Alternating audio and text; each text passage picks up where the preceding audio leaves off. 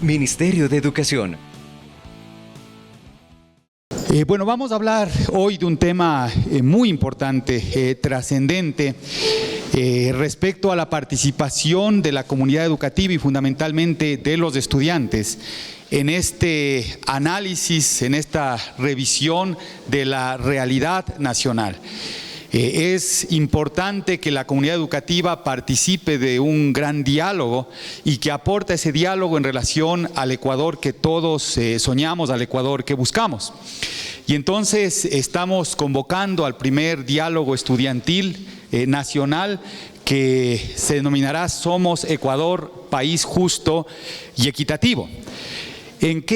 ¿Por qué estamos buscando esto? Porque en los últimos años nosotros efectivamente hemos visto que en el Ecuador se ha reducido sustancialmente la pobreza. En los últimos 10 años la pobreza, tanto la pobreza como la extrema pobreza ha bajado sustancialmente, la primera del 36.7 al 22.5% en el 2014 y la extrema pobreza en el 2007 teníamos 16.5% y hemos llegado al 7.7% en el 2014.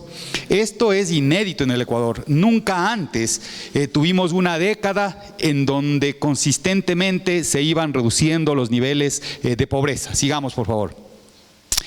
Ahora, ¿qué ha significado esta reducción de la pobreza en términos de acceso al sistema educativo y en términos de cierre de brechas que perpetuaban la inequidad?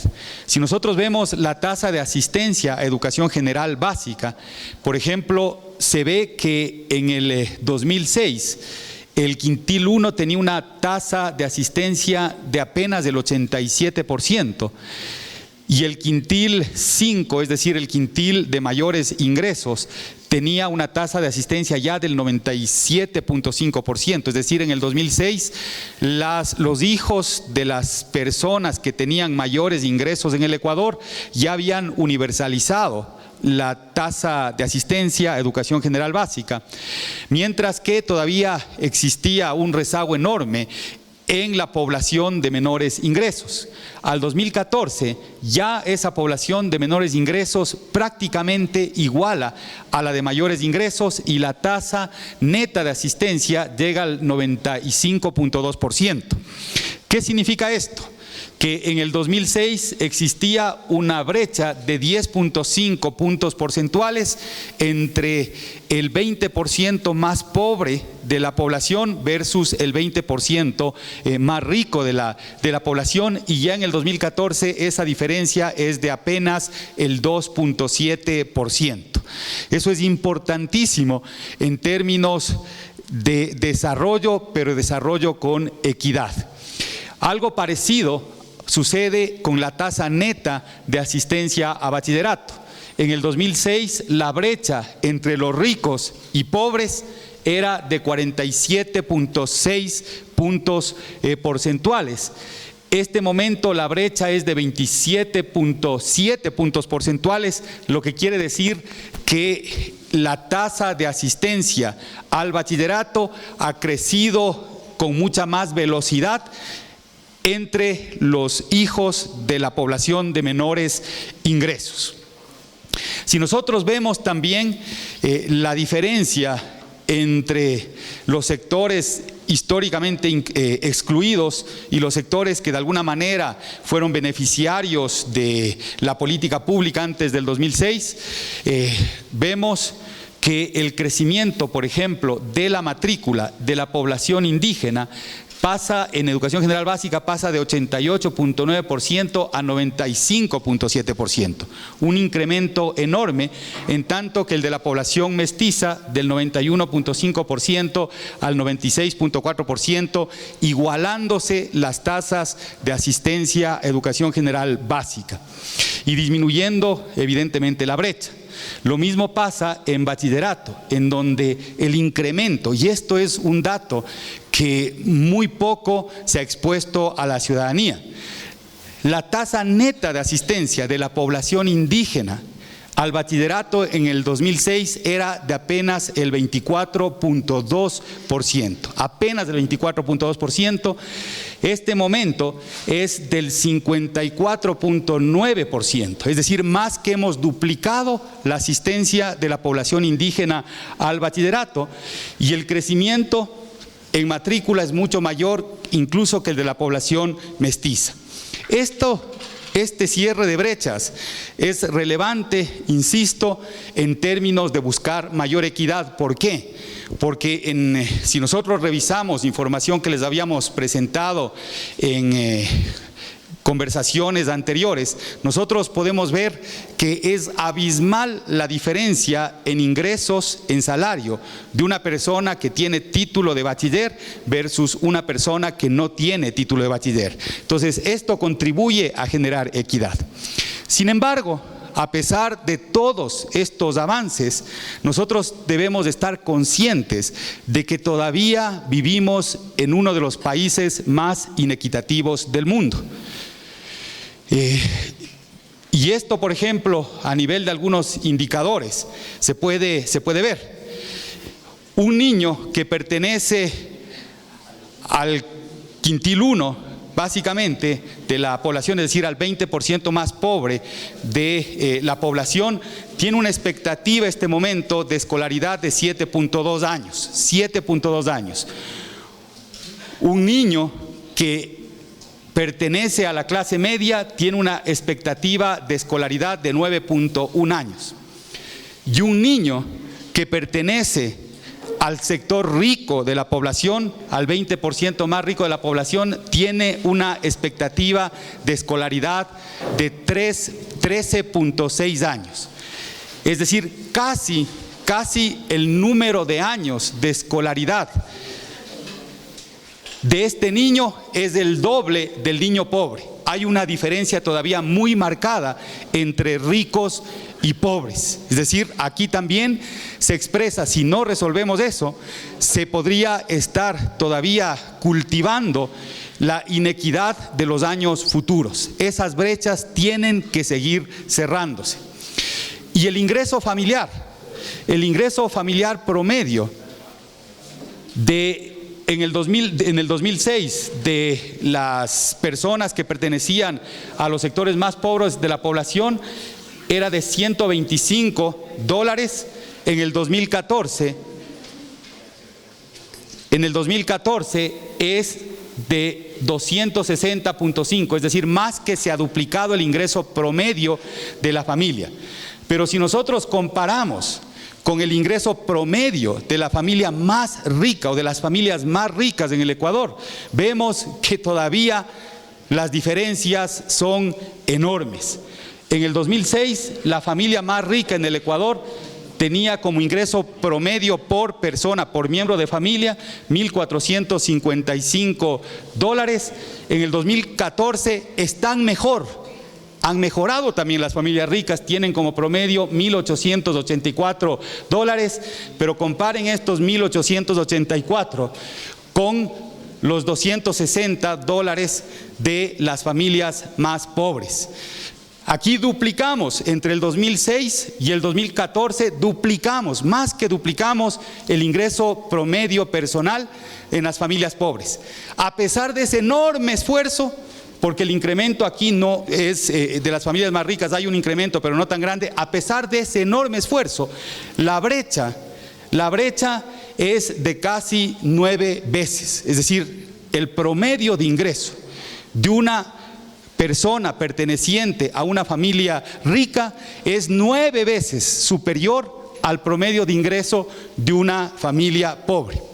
Si nosotros analizaríamos la dispersión en este quintil más rico, es decir, en el 20% más rico de la población, veríamos que ahí también tenemos brechas enormes, es decir, gente que puede ser considerada dentro del 20%, probablemente tiene ingresos, 20% más rico de la población, probablemente tiene ingresos, el de menor ingreso en ese segmento, tiene ingresos a lo mejor 50, 100 veces menores que el que más gana y más ingreso tiene en este grupo poblacional. Esto, de vuelta, muestra que hemos avanzado mucho. Sin embargo, la inequidad es todavía patética, es patente en el Ecuador. Sigamos. Hay un indicador en economía que se conoce como el coeficiente de Gini. El coeficiente de Gini, mientras menor es, menos inequitativa es una sociedad. Si nosotros revisamos indicadores de América Latina, vemos que el Ecuador ha logrado avanzar en estos 8 años y se ha ubicado con un indicador mejor que el promedio de América Latina, es decir, un indicador de equidad mejor que el promedio de América Latina. Cuando comenzó este gobierno, en el 2006, nuestro coeficiente de Gini estaba en alrededor de 0,54, es decir, era uno de los países más inequitativos en América Latina, siendo América Latina el continente más inequitativo del mundo. Hemos logrado avanzar muchísimo y estamos ya por sobre el promedio de América Latina. Sin embargo, sigamos. Esa es información de la CEPAL y esto es lo que les decía hace un momento. Notemos cuáles son los coeficientes de Gini en el mundo. Los países de ingreso alto son los más equitativos, tienen 0,31. Aquí pueden ver los niveles de inequidad en cada uno de los países, y América Latina con 0,48 es el continente más, o la región más inequitativa del mundo. Esa es una realidad que estamos enfrentando. Sigamos, por favor. Y entonces, frente a esta realidad, frente a estos datos que son contundentes, es importante que los estudiantes profundicen en el conocimiento de la realidad nacional. Más allá de la revisión curricular, más allá de que tengamos ciencias sociales, más allá de eso, es fundamental un diálogo estudiantil respecto de estos temas. Y vamos a institucionalizar en el Ecuador la posibilidad de que todos los años planteemos este tipo de debate al interior de los planteles educativos. Sigamos. Y entonces, en este debate, o en este diálogo sustentado, diálogo fundamentado, diálogo eminentemente académico, van a poder participar los estudiantes de educación general básica superior, es decir, 8º, 9º y 10º de educación general básica, y todos los estudiantes de bachillerato. La invitación es a la participación de planteles educativos fiscales, fiscomisionales, particulares, municipales, es decir, todo el sistema educativo tiene que involucrarse en este diálogo nacional. Vamos a establecer 2 categorías en función de la edad básicamente y del nivel que estén cursando los estudiantes. Una primera categoría para el bachillerato y una segunda categoría para educación general básica superior. ¿Cuál va a ser el mecanismo?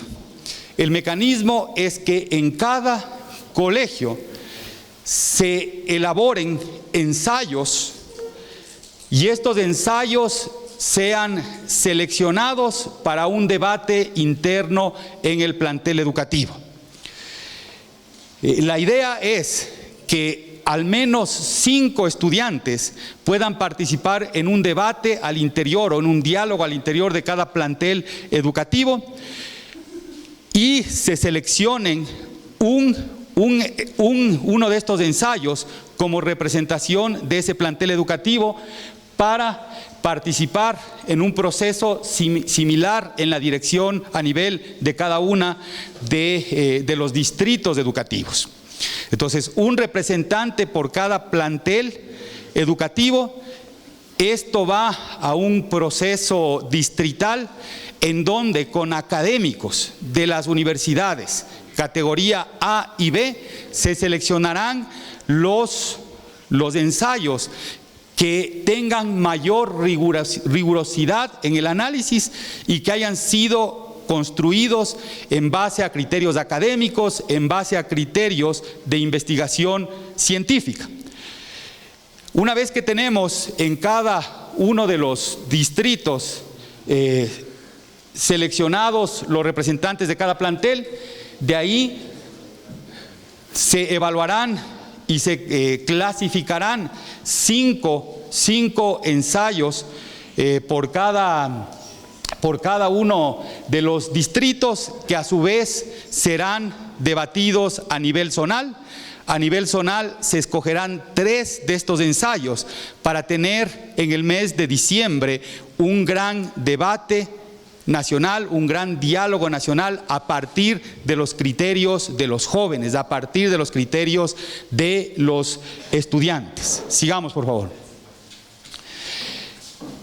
Debido a los cronogramas escolares, vamos a arrancar con una primera etapa que será en la costa. Arrancaremos en el mes de julio de este año y finalizará en el mes de septiembre. Es decir, en el mes de septiembre ya haremos una primera selección de los representantes zonales. Y en el caso de la sierra, arrancaremos este proceso en el mes de septiembre y terminaremos en el mes de diciembre. De tal forma que en diciembre del 2015 tengamos una presentación nacional, un evento nacional en donde se debatan, se expongan estos ensayos, y estos ensayos van a ser objeto de una publicación por parte del Ministerio de Educación. De esta manera, desde la comunidad educativa, desde los estudiantes, se contribuirá a este diálogo nacional que debe tocar aspectos de fondo. En el Ecuador debemos erradicar esa discusión intrascendente de coyuntura, que solo lanzando postulados dogmáticos no pretendemos imponer criterios, imponer determinadas conductas sociales. Vamos desde el sistema educativo a demostrar cómo se debate con seriedad la realidad del país. Fundamentalmente, esto es lo que queríamos presentarles el lunes 6 de julio. En la página web del Ministerio de Educación estarán las bases de este programa de diálogo nacional. Los estudiantes, todos los estudiantes que quieran participar están invitados a obtener las bases. Se establecerá también el cronograma el lunes 6 de julio, cuando deberán presentar ya sus ensayos, el cronograma de cuándo se harán las elecciones en cada plantel educativo, y así hasta llegar al gran encuentro estudiantil nacional que debata esto que creo que es un sueño para todos: el Ecuador caminando hacia un país de justicia social y de equidad. Esto fundamentalmente es lo que les queríamos presentar el día de hoy. Ministerio de Educación, porque juntos transformamos la educación.